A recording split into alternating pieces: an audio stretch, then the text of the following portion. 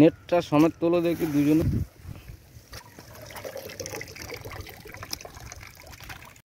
Very very good morning friends, কেমন আছেন সবাই? আশা করি আপনারা প্রত্যেকেই ভালো আছেন। আমি অসীম জানা, motivational speaker and technician, technical executive, PVS group of India.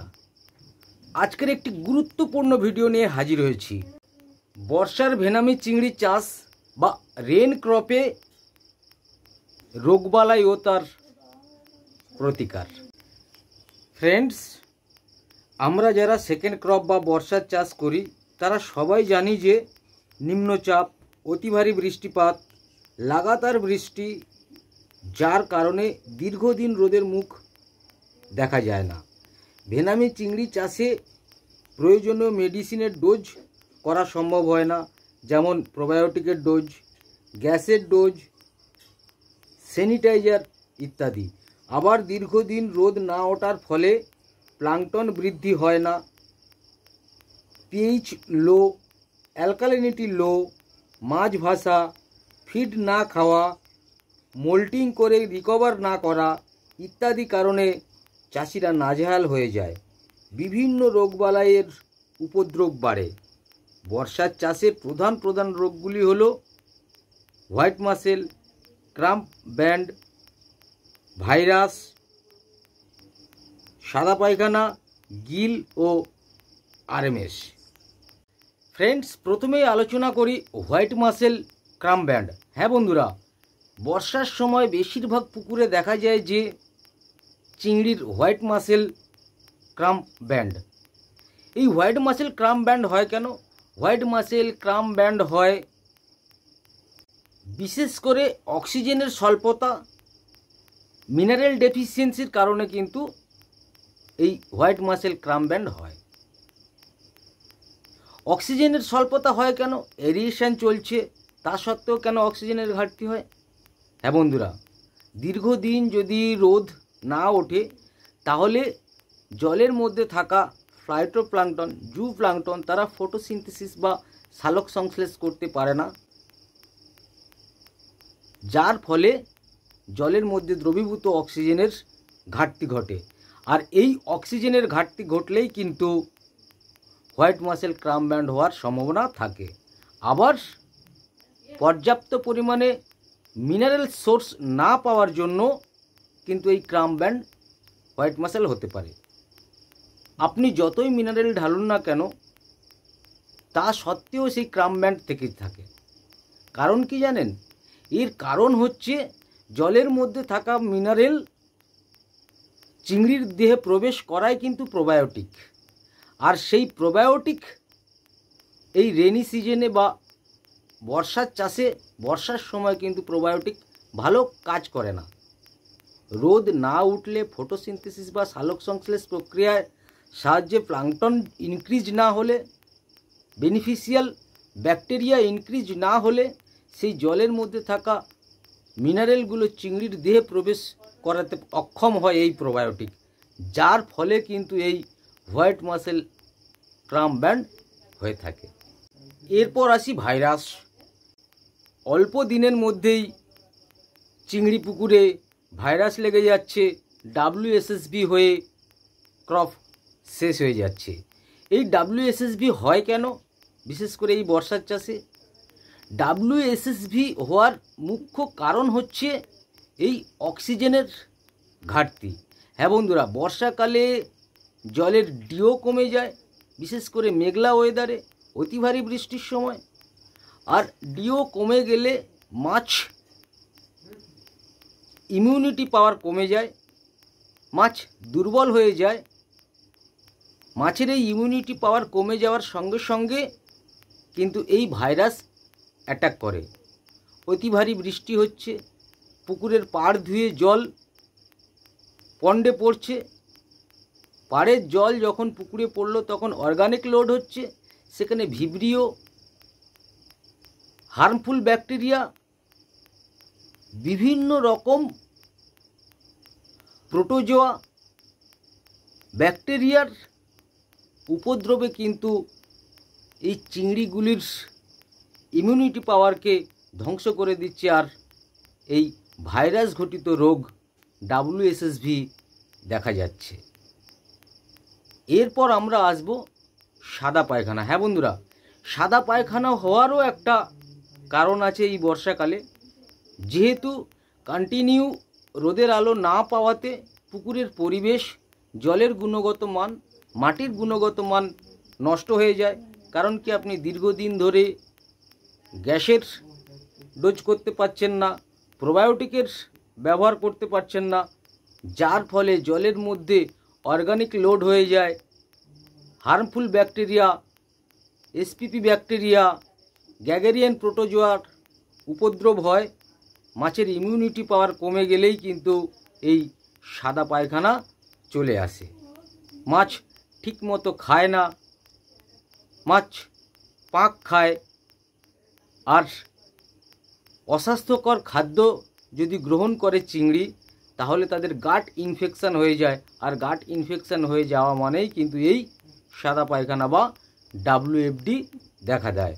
আর চিংড়ি চাষে একবার সাদা পায়খানা চলে আসলে সেটা কিন্তু রিকভার করা খুব কষ্ট হয়ে যায়।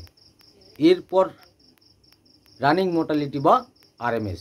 হ্যাঁ বন্ধুরা, RMSটা হয় কেন? বিশেষ করে এই বর্ষাকালে দীর্ঘদিন যদি আপনারা রোদের মুখ না দেখতে পারেন, অতি ভারী বৃষ্টি, মেঘলা ওয়েদার, পুকুরের পরিবেশ সম্পূর্ণরূপে নষ্ট হয়ে যায়। জলের গুণগত মান তলানিতে ঠেকে যায়। যেমন pH লো হয়ে যায়, অ্যালকালিনিটি লো হয়ে যায়। pH আপনি যত চুন করেন না কেন, pH কিন্তু হাই হয় না বা স্ট্যান্ড হয় না। অ্যালকালিনিটিও কিন্তু বাড়ে না, DO শর্ট হয়, গ্যাস বৃদ্ধি পায়, যার ফলে জলের গুণগত মান নষ্ট হয়ে যাওয়ার জন্যই কিন্তু এই মোড়ক চলে আসে। দেখবেন ট্রেতে 4টে 5টা 6টা করে মরা চলে আসছে। বটমটা ভালো করে দেখলে বটমের মধ্যে 100 পিস 150 পিস আপনি মাছ পাচ্ছেন। অনেকে চাঁদি রোগ হিসাবে ধরে নিয়ে, হোয়াইট মাসেল হিসাবে ধরে নিয়ে বিভিন্ন রকমের কারণে কিন্তু এই মোড়ক আটকাতে পারছে না, ফলে হারভেস্ট করে দিতে হচ্ছে। তো বন্ধুরা, বর্ষাকালে কেন এই হোয়াইট মাসেল, ক্রাম ব্যান্ড, ভাইরাস ঘটিত রোগ WSSV, সাদা পায়খানা, RMS হয়, এটা আমরা জেনে নিলাম। এরপর এর প্রতিকার হিসাবে কি করব সেটা যদি আমরা জেনে নিতে পারি, তাহলে কিন্তু আমাদের অনেক উপকার হবে। আমি আমার প্র্যাকটিক্যাল নলেজ অনুযায়ী আমি যে পদ্ধতিতে ফার্স্ট ক্রপ সাকসেস করার পরে সেকেন্ড ক্রপে কোটি মাছের দায়িত্ব নিয়েছি, যেভাবে ট্রিটমেন্ট করে মাছগুলোকে সুস্থ রেখেছি, সেই টিপস আমি আপনাদের সামনে হাজির করছি। ভিডিওটি একটুও স্কিপ করবেন না, ভিডিওটি মোর ইনফরমেটিভ হতে চলেছে। আপনি উপকৃত হবেন এবং আপনার মাধ্যমে যাতে অন্য চাষিরা উপকার পায়, তার জন্য ভিডিওটি বেশি বেশি করে শেয়ার করুন। আর এখনও চ্যানেলে যারা সাবস্ক্রাইব করেনি, চ্যানেলটা সাবস্ক্রাইব করার সঙ্গে সঙ্গে নোটিফিকেশান অল করে দিন, এইরকম গুরুত্বপূর্ণ ভিডিও যাতে আপনি সবার আগে দেখতে পান। হোয়াইট মাসেল, ক্রাম ব্যান্ডকে আমি নির্মূল করার জন্য যে পন্থা অবলম্বন করি, আগে pHটাকে হাই করে নিই। pHটা হাই করতে গেলে ছোট মাছের ক্ষেত্রে ডলোমাইট এবং বড় মাছের ক্ষেত্রে কলিচুনের প্রয়োগ করি। তারপর মিনারেল করি, মিনারেলের সঙ্গে চিলেটেড মিনারেল করি, পটাশিয়াম ক্লোরাইডের ভাগটা বেশি দিই, তাতে হোয়াইট মাসেল, ক্রাম ব্যান্ডটা কিন্তু আসে না। আর PVS-এর মেডিসিনের কথা যদি আমি বলি, স্টকিংয়ের আগে প্রতি 1000 স্কোয়ার মিটারে 500 থেকে 1 লিটার হোয়াইট মাস্টার যদি আমরা করে স্টকিং করি, 100% চারা ফুটছে বা মিন 100% ফুটবে। আর হোয়াইট মাস্টার হচ্ছে জলের গুণগত মানটাকে ঠিক রাখে, তাই প্রতি 15 দিন পর পর আমি প্রতি 1000 স্কোয়ার মিটারে 500 ml হোয়াইট মাস্টার দিয়ে রাখি। জলের গুণগত মান, মাটির গুণগত মান ঠিক থাকলে কিন্তু এই হোয়াইট মাসেল, ক্রাম ব্যান্ডটা আসে না। তার সঙ্গে মিনারেল হিসাবে রিচমিন প্লাস চিলেটেড মিনারেল এবং ক্রাম্প নীল ইউজ করলে এই ক্রাম ব্যান্ড, হোয়াইট মাসেলটা আসবে না। pH অ্যালকালিনিটি আপনি ঠিক করে নিয়ে যদি ক্রাম্প নীল এবং রিচমিন প্লাস তার সঙ্গে ভেনিমিন যোগ করেন, তাহলে কিন্তু এই হোয়াইট মাসেল 100% নির্মূল হয়ে যাচ্ছে, ক্রাম ব্যান্ড আর থাকছে না। এরপর ভাইরাস। হ্যাঁ বন্ধুরা, এই অক্সিজেনের স্বল্পতার জন্য ভাইরাস আসে, অক্সিজেনের স্বল্পতা ঘটলে মাছ দুর্বল হয়ে যায়, মাছ স্ট্রেস কন্ডিশনে চলে আসে, ইমিউনিটি পাওয়ার লো হয়ে যায়, তখন কিন্তু বিভিন্ন রকমের ভাইরাস খুব অতি সহজে অ্যাটাক করে। তাই অক্সিজেন বৃদ্ধির জন্য আপনারা কি করবেন, বর্ষাকালে কন্টিনিউ বৃষ্টি হচ্ছে, দীর্ঘদিন মেঘলা হচ্ছে, আপনারা ফিডিং বন্ধ করে এরেশন চালান। এই অ্যারেশনের মাধ্যমে কিন্তু অক্সিজেনের ব্যালেন্সটা আপনি করতে পারেন। তারপর পুকুরে আপনি পাম্পিংয়ের ব্যবস্থা করুন, ওই পুকুরের জল নিয়ে ওই পুকুরেই ফেলুন, যাতে কিনা কিছুটা অক্সিজেনের বৃদ্ধি হয়। এবং যেহেতু জলটা ওপর থেকে থ্রো হয়ে নিচে পড়ছে, কিছুটা গ্যাস রিমুভ হলেও কিন্তু হতে পারে, মাছ স্ট্রং থাকবে, ইমিউনিটি পাওয়ার ঠিক থাকবে, আর এই WSSB হবে না। জৈব নিরাপত্তাটাকে আপনার ঠিক করতে হবে, যাতে বাইরের থেকে কোনো অবাঞ্ছিত জীব প্রবেশ না করতে পারে, কোনো রকমের ভাইরাস ক্যারিয়ার যাতে পুকুরের মধ্যে না আসতে পারে। পাড়ের মধ্যে LSP দিয়ে স্যানিটাইজার করুন। বৃষ্টি হলেও LSP জলের বা পুকুরের মধ্যে পড়লে অর্গানিক লোডটা হবে না, আর অর্গানিক লোড না হলে ভিব্রিও বৃদ্ধি পাবে না। তাই আপনারা কিন্তু এই ভাইরাস থেকে মুক্তি পেতে গেলে বৃষ্টি ছাড়ার সঙ্গে সঙ্গে একটু রোদ দেখলে ভিব্রো ফাইট ওয়াটার প্রোবায়োটিকটা করতে ভুলবেন না। এই ভিব্রো ফাইট ওয়াটার প্রোবায়োটিক কিন্তু আমাদের স্ট্রং ওয়াটার প্রোবায়োটিক, যেটা WSSV ভাইরাসের মতো রোগকে প্রতিরোধ করতে সহায়তা করে। এরপর আমরা আসছি সাদা পায়খানা বা WFD। সাদা পায়খানা বেশিরভাগ দেখা যায় 4-5 গ্রামের মাছের পরের থেকে। 4 থেকে 5 গ্রাম মাছ যদি সাদা পায়খানা চলে আসে, তখন কিন্তু চাষি শেষ। তাই সাদা পায়খানা যাতে না আসে, আপনাকে জলের গুণগত মান, মাটির গুণগত মানটাকে ঠিক রাখতে হবে। জলের গুণগত মান ঠিক রাখার জন্য প্রতি 15 দিন পর পর আমি হোয়াইট মাস্টার 500 ml করে ব্যবহার করছি। প্রতি 7 দিন 8 দিন পর পর ভিব্রোফাইটের ব্যবহার করছি। আর বটমটাকে ঠিক রাখার জন্য ইউকা সল এবং বটম ল্যাক্টের ব্যবহার করছি। তাতে কি হচ্ছে, জলের গুণগত মান, মাটির গুণগত মান ঠিক থাকছে, জলের মধ্যে SPP ব্যাকটেরিয়া দমন থাকছে, গ্যাগেরিয়ান প্রোটোজোয়া দমন থাকছে, হোয়াইট ফিকেল আসছে না। আর ফিডের মধ্যে শ্রিম্প কেয়ার মিশিয়ে আপনারা খাওয়ান। প্রতি সপ্তাহে যদি আপনারা ফিডের সঙ্গে শ্রিম্প কেয়ার পার কেজি ফিডে 5 গ্রাম খাওয়াতে পারেন, তাহলে WSSV WFD আসবে না। সঙ্গে যে কালো মাটি খাওয়ার একটা প্রবণতা থাকে, ফিড না খাওয়ার একটা প্রবণতা থাকে, সুপার গাট স্ট্রং গাট প্রোবায়োটিক হিসাবে আপনারা প্রতি কেজি ফিডে 10 থেকে 15 ml প্রতি সপ্তাহে খাইয়ে যান, তাহলে কিন্তু এই WFD WSSV এগুলো থেকে রেহাই পাবেন। এরপরে আসি RMS বা মোড়ক। হ্যাঁ বন্ধুরা, রানিং মর্টালিটি সিনড্রোম। এই রানিং মর্টালিটি সিনড্রোম কিন্তু কোনো একটা কারণে হয় না। দীর্ঘদিন রোদ না হওয়ার ফলে জলের মধ্যে হার্মফুল ব্যাকটেরিয়া ইনক্রিজ হয়, ভিব্রিও বেড়ে যায়, প্রোটোজোয়া বেড়ে যায়।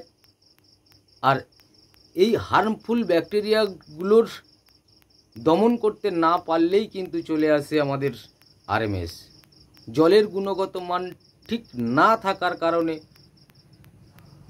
অতিরিক্ত বৃষ্টিপাতের পরে জল ঘোলা হয়ে যায়, আর ঘোলা জলে অক্সিজেন কম থাকে, গ্যাস বেশি হয়। এই টক্সিন গ্যাসগুলো রিমুভ করতে না পারলে কিন্তু বিভিন্ন রকমের রোগ ব্যাধির সৃষ্টি হয়। হোয়াইট মাসেল, ক্রাম ব্যান্ড থেকে শুরু করে চাঁদি বলে যে আপনারা বলছেন, জলের প্যারামিটার ঠিক না থাকার কারণে মাছ শক্ত হয়ে যাচ্ছে, শক্ত হয়ে মারা যাচ্ছে। ট্রেতে 8টা-10টা করে আসছে, আবার বটম নেমে দেখলে যে 100-150 পিস করে আসছে। এই রানিং মর্টালিটিটাকে আপনারা নির্মূল করার জন্য বা প্রতিরোধ করার জন্য, দমন করার জন্য যেটা করবেন, কন্টিনিউ 2 থেকে 3 দিন একদিক থেকে জল বের করবেন, একদিক থেকে জল ঢোকাবেন। At a time in and out যদি আপনি করেন পরপর 2-3 দিন, এই সিস্টেমে করার পরে টোটাল জলের পরিবেশ কিন্তু একটা শুদ্ধ হয়ে গেল। আর সেই সময় আপনারা একটা স্যানিটাইজার করে দিন, স্যানিটাইজার করে বটম ট্রিটমেন্ট করুন, তারপর স্ট্রং ওয়াটার প্রোবায়োটিক দিন, দেখবেন এই আরএমএস বা রানিং মোর্টালিটি কিন্তু নির্মূল হয়ে গিয়েছে। তো এই রকমই গুরুত্বপূর্ণ ভিডিও পেতে চ্যানেলটি সাবস্ক্রাইব করার সঙ্গে সঙ্গে নোটিফিকেশান অল করে দিন, আর বেশি বেশি করে শেয়ার করুন। আপনি উপকৃত হওয়ার সঙ্গে সঙ্গে অন্য চাষিকে উপকার করুন।